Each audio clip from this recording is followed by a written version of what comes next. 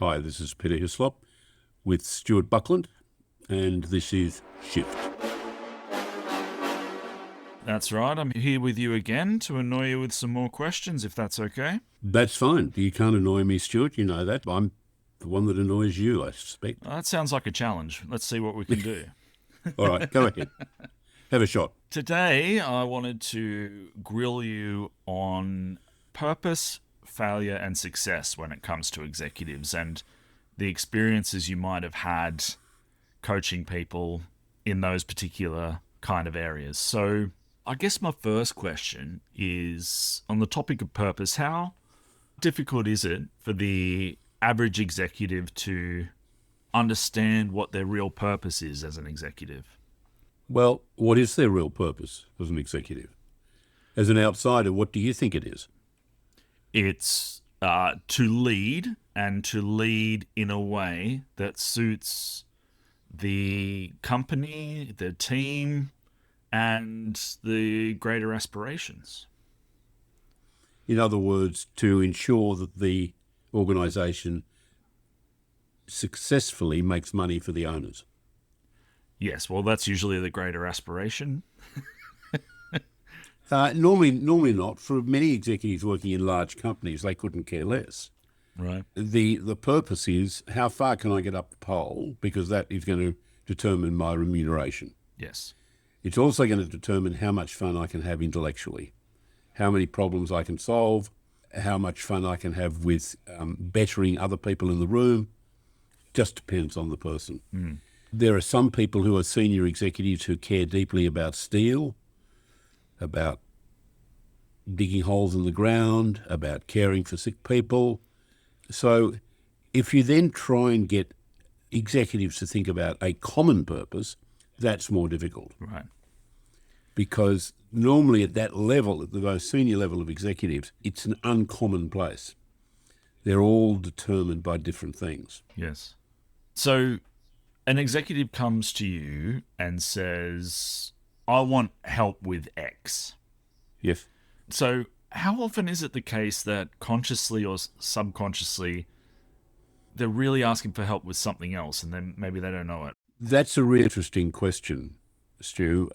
And I think you're right. A lot of people do come to executive coaching professing to want something, but knowing that there is a deeper issue they need help with. So they may come to you and say, look, I need to be able to organise my time better. I need to be able to focus better on managing upwards, managing my manager and the people above them. And then when you start getting into, well, what do people think of you? What's your self-awareness? You find that, some people don't seem to like me very much. And then it becomes more remedial coaching. They haven't been able to admit that they're treating people badly, but finally they do, because the level of feedback is so great as to say, well, you're going to have to do something about this, but they don't want to admit it. So it is knowing more often than not, knowingly. Yes. And the hope is that you'll find out what it truly is. Yes. Without doing an assessment, because they don't like assessments, because it might throw up something they didn't know about. Right. And they will try and direct you to one particular issue. And when they're starting to get a little bit panicky, they'll say, look, Peter, this is something that a lot of people have said to me over the years. I don't know whether it's something we should think about. And that's how they grab that issue finally to make sure we don't go anywhere else. It's quite often the issue that's not as important as any of the others. For instance, the need to be right. Very, very few executives ever come to me and say, I've got this problem because I have this uncontrollable need in every meeting to be right. They'll come to me and say, Peter, how can I make myself more plain? How do I explain myself better, because people are not getting it? And that's normally because people have switched themselves off from this uncontrolled need to be right. So that idea that they've come to you with a problem in order to actually fix another problem is quite often the case. And it's quite often the case too when they come along and say, look, my manager has asked me to come along and speak to you. He wants me to engage you because he wants me to deal with this. Often that's the easiest thing to deal with. And he says, well, while we're here, can we talk about another issue? Right. And that's why one of the big aspects of the confidentiality of coaching shines brightly for these people because they know that they can speak to someone outside the company in confidence. Yeah. And so more often than not, does ambition and purpose align, or can they be in conflict? Or are they often the same thing, or are they opposed a lot of the time? That's a very broad question I've just asked you, isn't it? I remember coaching quite an extraordinary woman who was quite senior in banking. And we were talking about purpose and how that was changing and how the bank's purpose was being hijacked by their advertising agency and their marketing people. And I said to her, when did you first think about being a banker? And she said, I've always wanted to be a banker. I remember my mother, after my father left, my mother used to have people around and they'd sit in our living room and Mum would give them advice on how to manage their money. And I would sit on the floor, and mostly these people whose husbands had walked away and left them with children, she'd sit there and just give them this free advice on how to manage money. And this daughter would sit on the floor, taking all this in. And she determined that that's the way she wanted to spend her life. So there was no way really that she would go outside a bank to work. She always wanted to be within that area, focused on helping people. But she found that the higher she rose in the bank and getting perilously close to the top, the more detached she was from the customers themselves. And that started to eat away at her purpose. Mm. That's quite a common theme, more so in women than men. Men like mining companies because they've got big machines that go grunt and things like that, and dig large holes. Yeah.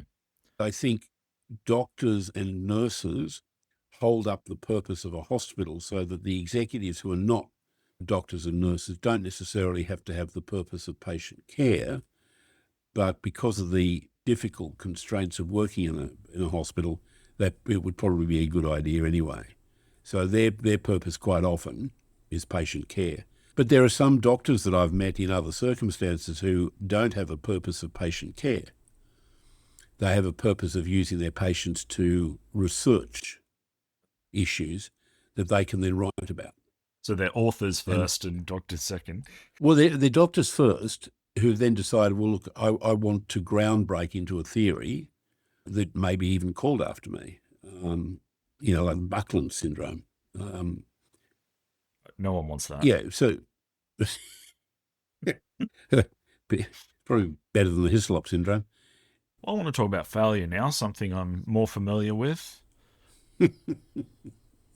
Blunt question first. Is there a good way to fail? Yes. Is it easy for executives to see that? Yes. So, in your experience, have you watched someone's failure become the best thing that's ever happened to them, career-wise? Yes.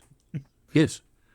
Right. Because all you've got to do with failure is learn from it, and it's fantastic. If you don't learn from it, then you'll just fail again. Yes. So failure is not a bad thing. Failure means that you're pushing the limits. If you never fail, I've got clients who've come to me and I've said, when was the last time you failed? And they've sort of stared, oh, don't think I have. Yeah. I don't think I've ever failed. So they're people who've walked the centre line. They haven't pushed limits. Failure on that basis is a good thing. And so do executives understand that by and large? How often do you have to explain it? Or because it's such a kind of high performance environment to be in, where they're probably told from an early age, you can't fail. Is there a common way that the executives often react? Not to try and treat them like a scientific subject, but... How do I explain this? There is this idea that came from NASA of failure is not an option. From people working at NASA? Yes. Yeah. But I think failure has to be an option. In most of the executives that are now senior executives, someone at some stage has said, I'm going to give you an opportunity and I want you to do this thing for the next 3 months. I'm telling you, you can't fail. I will save you. I'll protect you, save you, put it back together. You can't fail. But on that basis, what are you going to do? And they will remember that. that moment where they knew that they had pushed through and they understood what failure was, but they weren't scared that failure would eliminate them. And so that's one of the great things about a leader is saying to a direct report, you're not going to be able to fail. I mean, you can say it to your children, but where failure in a command and controlled environment is used against someone, then it becomes debilitating. So a bad manager who is command and control says to someone, you have failed me. And the relationship becomes toxic. Because the failure is not seen as an opportunity in that environment. No, the failure is you failed me. Yeah. And they're leaders who shouldn't be given leadership roles. Yeah. Because it's like the teacher who once said to me that I would never amount to anything important. Mm-hmm. That's not good teaching. No. That's not good teaching. But nor did it even provide an impetus to me. Well, that was what I was going to ask. Did no. The only purpose it could serve is the fire to prove them wrong, but... No, it didn't. It didn't. I didn't have any fire in those days. Yeah. Okay. And I found that pretty horrible. I remember a French teacher who sent a report saying, all we can hope is that at no time in his life will he land himself in France, which I thought was vaguely amusing. Yes. But I've taken from that, never try and speak French. Right. And I've adhered to that. So the whole failure thing, treated properly, what have you learned from it? Well, yeah. How many times can you fail? And just keep learning. You say you had no fire then. I'm glad you found some kindling in the intervening years, because you certainly have it now. Well, yes, trying to make up for it. But don't forget Edison. It was Edison who was in town one evening and someone raced up to him and said, your factory's on fire. And he was walking back to the factory, and his factory outside his house, where all his stuff was burned to the ground. And someone said to him, Mr. Edison, you must be devastated. And he said, no, it just cleared the way to start again. Not many people have that reaction. Yes, I was about to say, if only more did, right? Exactly right. If we did in fact learn from that. But the Wright brothers learned from failure after failure after failure. Yes. And 60-something years later, we're on the moon. Well, 60-something years later, we were able to put an A380 in the air, which still boggles my mind. Yes. That something that heavy can fly. Mm. I want to ask you, you probably can't answer it because, it'll be too specific. I was going to ask, what's the most dramatic professional failure you've seen someone go through and then be able to rebuild from? But another broader way to answer it is, have you seen a lot of leaders having that attitude and success stories out of learning lessons from failures? Look, most leaders will have stories that they tell about what comes about when failure is treated properly and treated with positivity. I think some of the most dramatic failures that I have seen have to do with people backing too much of themselves and the organisation into something that they truly believed in when everybody else in the organisation didn't. Not everyone can be an Elon Musk. Not everyone can be a Bill Gates. Most people should really take advice from those people around them who are saying, listen, that's a piece of crap. You shouldn't try and sell that on open market. But if you believe it and you say, well, I'm going to be a Bill Gates, sometimes you should be a bit wary of that. Back in the days when I was an article clerk, I saw a colleague who was treated by the partners as a failure over one issue and was treated really, really badly over this one issue that turned out to be no issue at all. But he worked hard and became a very, very successful lawyer instead of that. And I am sure that the way he was treated was a spur to him. He was an unbelievably humble individual, but it was a spur to him to drive forward. He didn't learn anything from that failure because there wasn't anything to learn, but he learned the fragility of humility and he built from that. So I think that's always stayed with me. That's from a long time ago. It's okay to have less direct lessons to learn out of failure, I suppose. Oh yeah, That's I fine. mean, how many lessons can you learn out of failure? I mean, I'm still learning lessons from my history of failures, and that's really important for me to be able to learn those lessons. It's like an encyclopedia.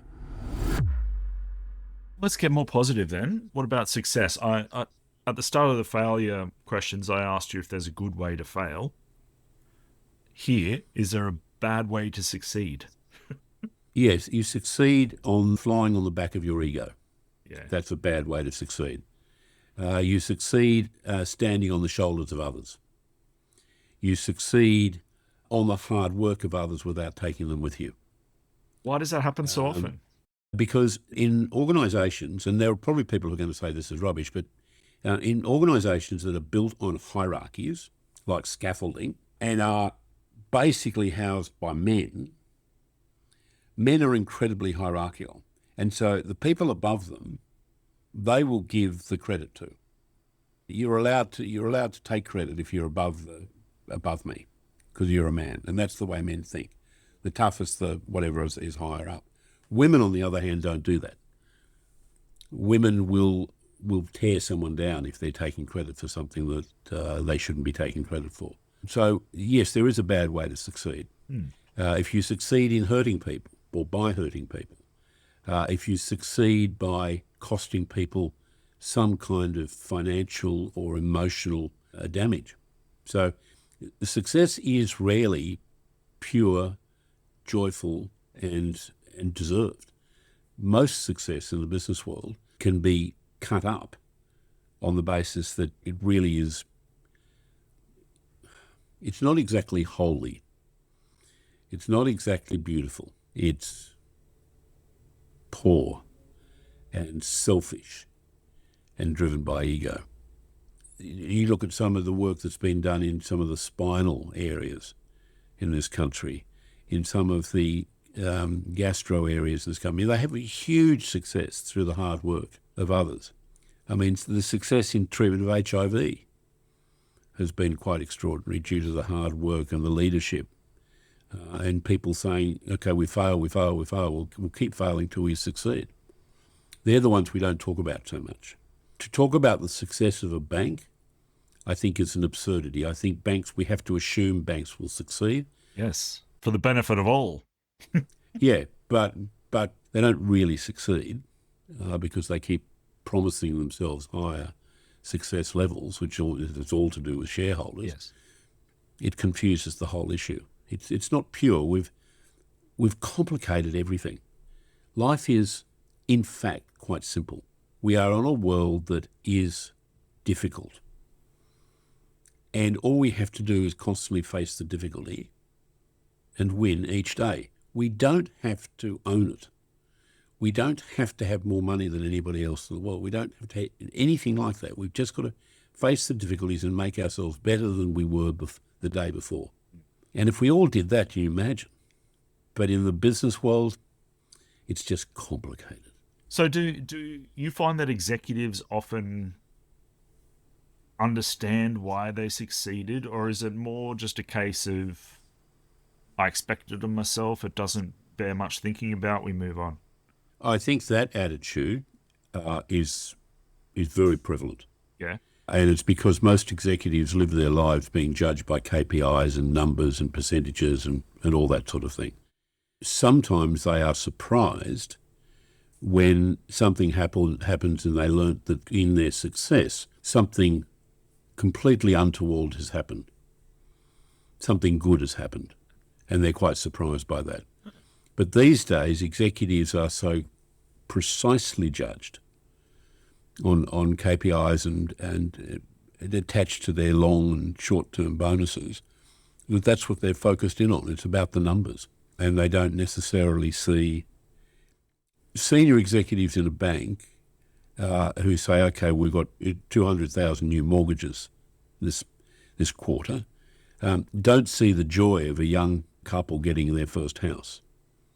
It never enters their head. Whereas I think if they went out and they looked at the young couple on the first day they're moving in and they spent time with them a week later at a barbecue in the backyard, they'd have a very, very different view of what their job was. Why is that though?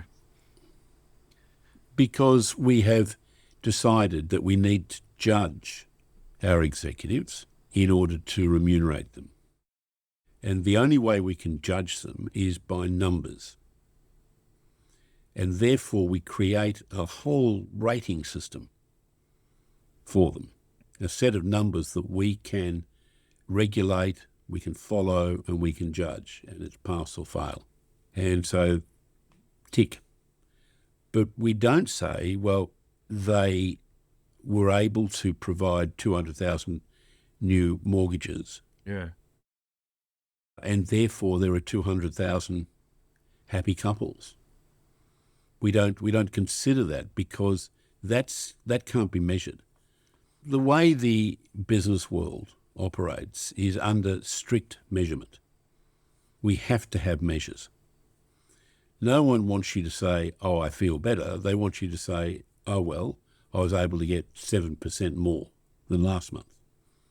No one wants you to say, oh, look, this month I felt real joy in what I did in my job. They're all going to say, well, we can't measure joy. Yeah. That's just silly. So it sounds like there's again, consciously, maybe, subconsciously, maybe, realization that adding that human element is costly. Time-wise, brain space-wise, focus-wise. Well, no one's done it, so we don't know. Mm. I mean, one of the longest processes when you are introducing or trying to get someone to take a CEO role, one of the longest processes is negotiating their remuneration package. And some of these things are incredibly complicated. Yes. And I don't understand what bonuses why. are tied to and all that sort of thing, you mean? Yes. Yeah. Yes. I mean, these are complex contracts that these people sign up to rather than just, okay, I'm going to be paid this amount per year. If we have to have incentives for them to reach higher goals, this is the problem. Mm. We should be able to advertise purpose and advertise joy and advertise delight and say, this is what you're going to feel in the organisation. Fantastic. So I'm getting enough money to cover my debts and my liabilities and put some money aside. That's fantastic. Let me at it because I really have wanted to own a garden shop or Be fair, I think some companies are starting to try to have that attitude, but they're certainly not the big enough companies that have those upper level executives. You hear people aghast at some of the salaries that are floated around for CEOs. Yes. They are complicated contracts to make up that $17 million. I don't understand why you just don't say, okay, let's just pay you $13 million because that's what the market says you're worth, and we just want you to go and enjoy. So one of the first questions you'd ask is, if you got the job here at our company, will you enjoy it? Will you find joy in it? And if they say no, well, the rest is finished. They can't. That way you got people going to work in a bank who don't like banking. Or going to work in a mining company who don't like mining. I mean, it's absurd. This might seem like a strange question, but I think you've told me before that the more successful an executive becomes, the lonelier it can get for them because they have fewer and fewer people to relate to. Is that something you've had to coach through, isn't it? Yes. And the problem there is when they're getting towards the top, there seems to be an instinct to suddenly start appointing your friends around you. Yeah. Your friends are qualified, people you've worked with before, but they're qualified to do the job, but they're more your friends than the right person to get the job. Because the executive knows that at some stage fairly soon, it is going to start getting lonely. So they think having their friends around is a good thing. And you're less likely to get backstabbed by your friend too, probably. Well, yes, but the problem is when you get the job, you're likely to have to stab them Yeah. because your responsibility and accountability for the results goes up, and you suddenly find that your friend really isn't performing. And so that's why a lot of people have jobs for a long, long time. It's because the CEO is their friend and he won't or she won't terminate them. So this is fairly prevalent, is it? Oh, yes. Oh, wow. Okay. Oh, yes. Because one of the core pieces of advice most coaches will give someone at this level is do not appoint a friend to the executive level of your company. Because at some stage you may have to take them out the back and cut the head off. And you're not going to want to do it, and so you're going to sit there with someone who you know is underperforming and pulling you backwards. Yes. And covering for them, and that takes your focus away, right? Yeah. Yes. So it is very, very prevalent. I mean, there's another aspect to it as well. Remember that we're still building silos, or as some academics want to call them, centres of excellence. So we put all the finance people in one building, and the senior people in the finance area keep employing people that work together within this building. And they work nicely together. You don't bring in the radicals, so everyone works nicely. So they all start looking and sounding like the people at the top. Okay? So the people at the top are there, that's fine. Then the person at the top gets promoted into the senior executive role, which may be CEO. Suddenly they're leading other groups from other silos that they've never had to deal with before. They don't know how they think. They don't know what their history is. And their history themselves as CEO has been in another silo. Yeah. So that becomes really, really difficult for them. And they don't have friends all of a sudden. They are quite alone. So that's why they tend to sit around with other CEOs, or they do make the mistake of trying to be a friend to other people within the organisation. But most people don't want to be the friend of the CEO. It's too dangerous. Yes. You have to be on edge all the time, probably. Well, if you get too close, you will die when they die. Yeah. Right. And most CEOs are going to be removed at some stage. All right. Let me ask you two quick questions here because we've done our time. Would you say executives that you coach are happy? Generally, are they happier than the average person? Well, I think they experience less joy. They experience less peace. They experience less wonder and awe. Whether they're happy or not, it depends on their own attitude to their own success. If they feel that they deserve the success that they've received, then they're probably going to be content. Yeah. If they feel they don't deserve their success, then they start becoming paranoid, worried that someone's going to come and take it away from them. So I don't think happiness comes into it. I think that during the time they're a CEO, I think that they become stressed, they become a little detached. But some of them enjoy that. Some of them use that as an excuse for all sorts of misbehaviour. I do worry sometimes that we sound like we're treating executives like some new creature that's been discovered that needs studying. And I'm asking you all these kind of pertinent, well, what do they lack? How do they act?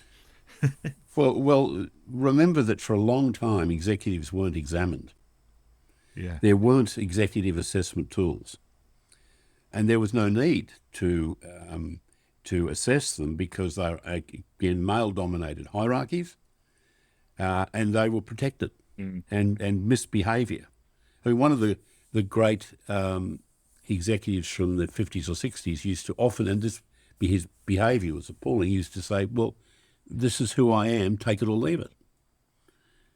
And that was fine, except he was damaging people's lives. But in those days, no one was going to hold them to account. Yeah. And the people who were damaged by it were just shuffled out the back door as not being strong enough, not being resilient enough. So executives have come under a lot of examination since we've started talking about, the psychology of employment and what employees I have a right to expect in relation to their own well-being. And so this has brought a whole lot of executive behaviours into the spotlight. Now, that's a whole other podcast. Yes. And with it, the rise of HR departments, I suppose. Well, someone had to take charge of creating a new power base. Yeah. All right. Lastly, just to finish on a positive note, back to failure. We talked a little bit about failure being an opportunity to rebuild for executives. Just turning it back to you slightly, is there a failure of yours as a coach that you've been able to take and learn a lot from, or that changed how you approach things at all? I think there was one failure that really put me on my heels and made me reconsider a lot about the way I coached. And that taught me a lot. I think where at the end of a coaching assignment I feel that I could have gotten further, done more, where the contribution wasn't as high as it could have been, then I really have go back and examine it. And I look at diaries as to times, and I always try to work out when I coach better, in the mornings or the afternoons. I've never quite been able to figure that out. How many coaching assignments I can do a day. So I now know that I can't do 5, but I can do 4.